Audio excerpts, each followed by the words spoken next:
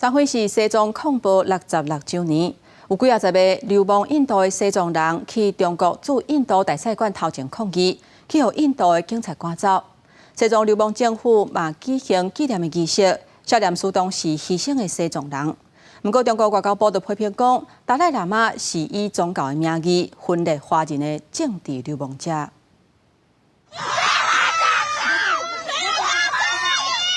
就算和印度警方压制，犹原大声喊卖政治加自由西藏的诉求。流亡印度的西藏人，随着分做几落个小团体，用游击战的方式，在印度新德里中国驻印度大使馆边啊示威，控诉中国在西藏的文化灭绝政策。We are over here and we're not free.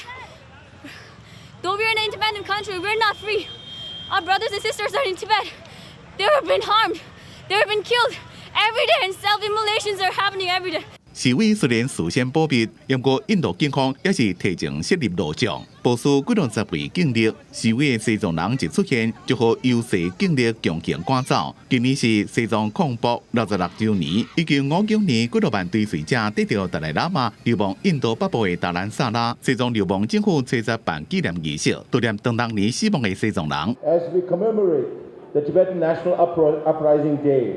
We honor our brave martyrs and express solidarity with our brothers and sisters inside Tibet who continue to languish under the oppressive Chinese government. 不过，中国讲西藏自古以来就是中国领土的一部分。中国外交部也批评达赖喇嘛不是单纯的宗教人士，是抹着宗教的衫，从事反华分裂活动的政治流亡者。